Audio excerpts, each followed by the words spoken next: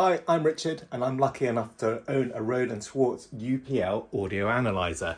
And I noticed on YouTube there's not many videos describing how this fantastic device works. So I thought I'll do a really quick, rough and ready video just to explain some of the features of this. So currently I'm measuring total harmonic distortion plus noise. The stimulus is a 1 kHz sine wave at 1 volt RMS.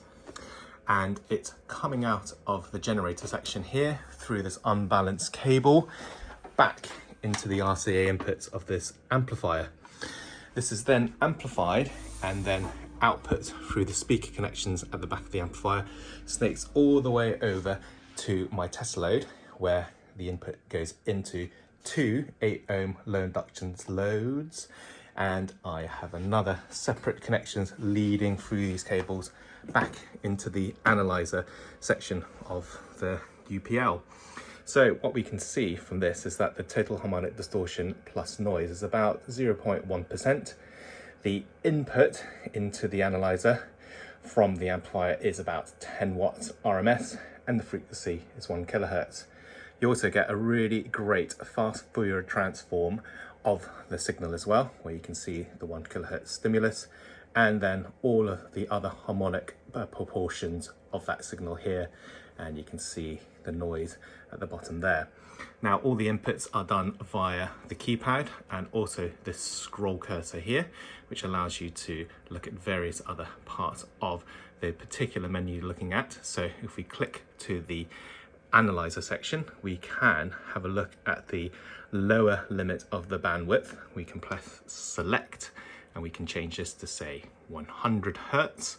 So that's now measuring between 100 hertz and 20 kilohertz. And you can see not much change up here in the total harmonic distortion plus N. Let's select that and put that back to say 10. We can go to the upper limit and we can also do another thing where we can select it, move the cursor to the number that we would like to change, press enter, enter again, and we can use the scroll wheel to start changing this. So I'm now reducing this to 18 and 17 kilohertz, and we can see there's not much change on the total harmonic distortion plus N, but as we get closer and closer to the 1 kilohertz stimulus, we should see that that now drops off here. So we can see we've now got 0.09, so pretty much 0.1% before, but channel 1 is probably a little bit less than that, and you can kind of see what's going on there. So another thing that the device has is a whole load of presets as well. So we look up here, we can select the application that we want, you know, analog to analog, analog to digital, and we're going to stick with this. And in here we can have a look at all of the other presets that we can measure.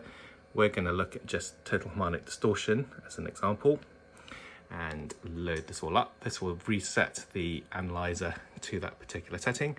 You can go to generator, and using the scroll wheel we can change the parameters that are correct. So our output is unbalanced, so we set that there. Frequency and voltage is all good here. We can go to the analyzer section and we can change our reference impedance to 8 ohms, which is what we have in our test load. We can set what input we're going to be showing in these particular boxes here. So let's go with power. So that's watts. So that's now showing up in there. We can then also set the remaining box to frequency. So we've got that all set up there.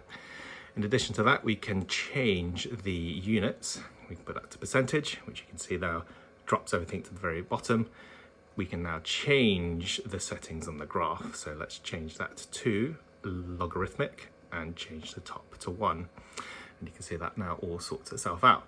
So this is now showing us the total harmonic distortion elements only without the noise. And you can see them plots of very nice bar graphs for the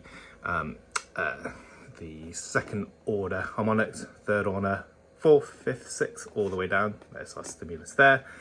And we can also do a little bit more investigation onto the even and the odd distortion components. So if we select even, we can see that it updates the bar graph and puts the fatter lines there to show that this is what it's reading out as terms of total harmonic distortion. We can now have a look at the odd ones. And I'll swatch it all over, shows you the odd ones there, and you can kind of see now the THD has dropped off, indicating that this is more of an even distortion type, more even in its distortion. So go back and let's get that to all distortion points, and there you go. Other things we can do is make that graph a little bit bigger so that it gets a bit clearer. You can then get a hard copy of that as an output, put that to your disk, or you can even plot it on a supported printer, which is pretty hard to come by. So that's a really quick overview of what this device can do. It can do tons more stuff. It's absolutely fantastic. And despite it not being on a computer interface, which is quite common now for these modern audio analyzers, using the scroll wheel and the keypad here is surprisingly intuitive.